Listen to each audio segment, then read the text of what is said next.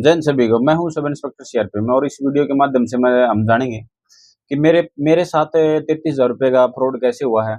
अगर कोई भी भाई कोई भी गवर्नमेंट नौकरी पे है या कोई सैलरी कहीं भी नौकरी काम कर रहा है, उसके खाते में हर महीने सैलरी आती है या किसी के अकाउंट में ठीक ठाक पैसा रहता, तो उसको ये वीडियो देखनी चाहिए।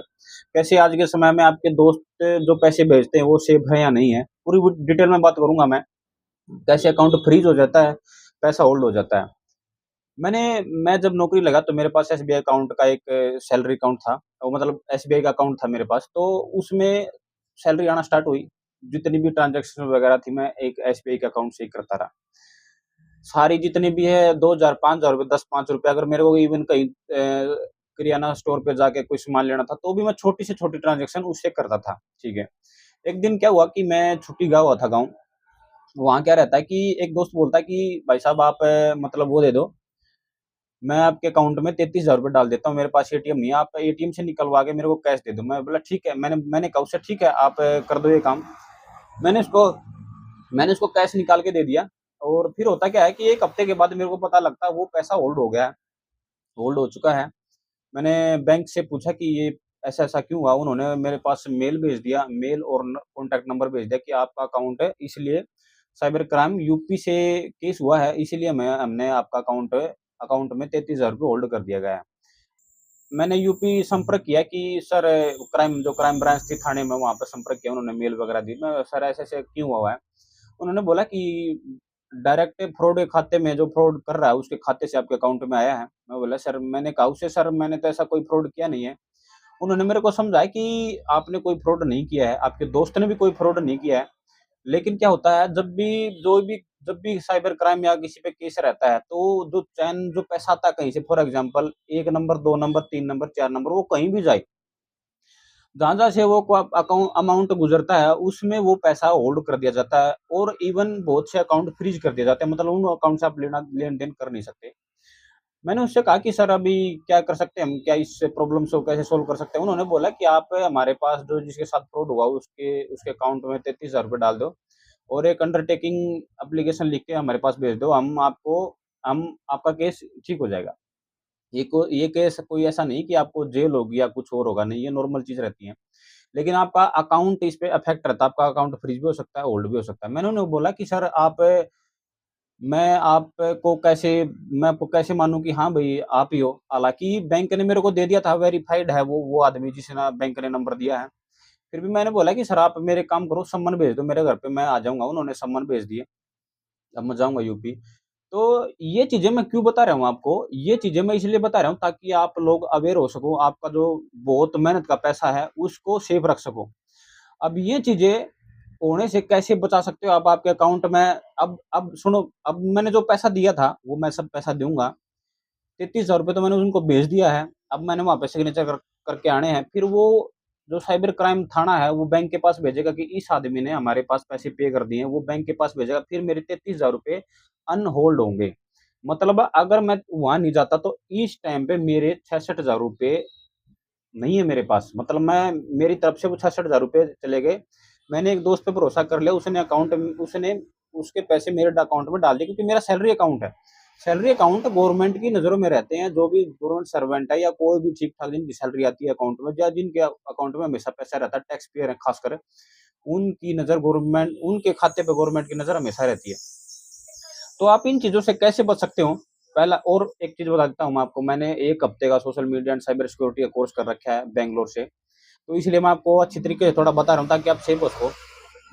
सबसे पहले जो आपका जो यूपीआई वो है, सैलरी अकाउंट, उससे ट्रांज़ैक्शंस बिल्कुल बंद कर दीजिए, ठीक है? बिल्कुल बंद कर दीजिए। आपके पास से कोशिश करिए 2, अगर 3 हो तो वन ऑफ द बेस्ट है। कोशिश करिए कि भई आपके अकाउंट में जैसे सैलरी आई, आपने क्या किया, भई 15-20 हज़ार रुपए जितने अब आपको लगता है अभी मेरा मंथ में इतना चल जाता है, एक बार ट्रांसफर कर लो दूसरे सेकंड अकाउंट में और उससे ट्रांज़ैक्शन करते रहो। जो भी छोटी-मोटी लेन-देन, किसी दोस्त का लेन-देन है, उससे करते रहो। और वन ऑफ द बेस्ट चीज़ क्या है, आप 3 अकाउंट लो।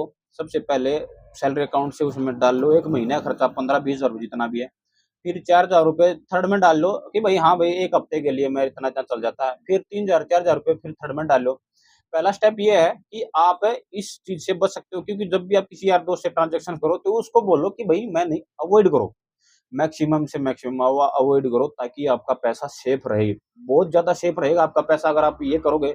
आपकी एक छोटी लापरवाही आपका अकाउंट फ्रीज़ भी हो सकता है और पता नहीं कब खुलेगा, कब नहीं, कितने चक्कर कहाँ तक कटेंगे। पहली चीज़ तो ये हो गया, आप 3 कर सकते हैं।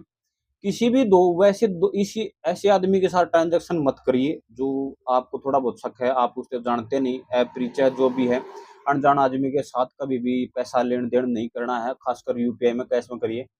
बहुत से भैया आपको मार्केट में या कहीं रेलवे स्टेशन पर कहीं मिलेंगे कि मेरे पास मैं आपको कैश दे देता हूँ, कैश दे दूँगा, लेकिन आप मेरे अकाउंट में भेज दो, वो स्कैनर दे देंगे, ऐसा नहीं करना है। इन चीज़ों से रोक इन ये चीज़ें बिल्कुल बंद कर दीजिए अगर आपके अकाउंट या आप कहीं भी नौकरी वगैरह जो भी करते हैं, क्योंकि पैसा बहुत ज़्यादा मेहनत से आता है।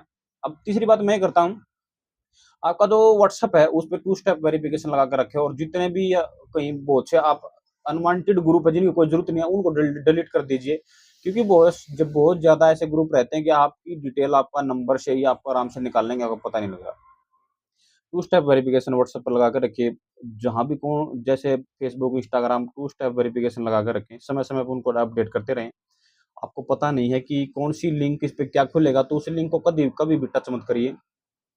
और हाँ, जो भी आपके जैसे यूनो ऐप है, एक्सिस बैंक, एचडीएफसी जो भी आपका बैंक है, जो भी ऐप है आपके आप फ़ोन में, उनको समय-समय पे अपडेट करते रहिए और आपके फ़ोन में हमेशा चेक करते रहिए कि बार-बार में आपके फ़ोन को अपडेट करते रहिए, अगर अपडेट माँगता तो हफ़्ते 20 दिन में आपको फ़ोन को क्या करना है, स्विच ऑफ करके ऑन कर देना है।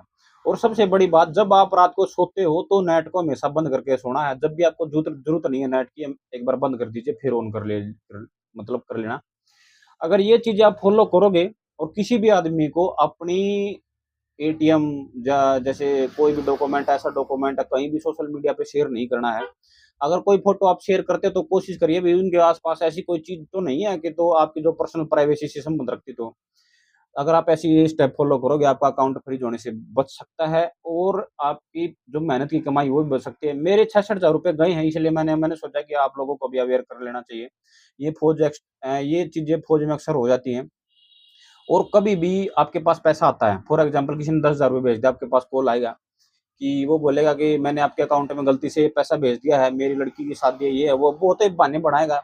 उसको बोलो कि मैं पैसा वापस दे दूँगा, अगर आपको पैसा लेना है इस जगह पे आ जाओ, मैं आपको कैश दे सकता हूँ, वापिस ट्रांज़ैक्शन नहीं करनी है। तो समय-समय के साथ आप जागते रहिए, जागरूक बनिए, क्योंकि आपकी मेहनत का पैसा आप ही जानते हो कैसे कमाते हो। अगर वीडियो आपने अच्छी लगी हो, ये लगे कि हाँ, इन्फॉर्मेटिव वीडियो है या आपके साथ कभी ऐसा फ्रॉड हुआ है, तो कमेंट बॉक्स में ज़रूर बताना। अगर वीडियो लास्ट तक देखी, जय हिंद, जय भारत, पक्के लग के जाना। नमस्कार।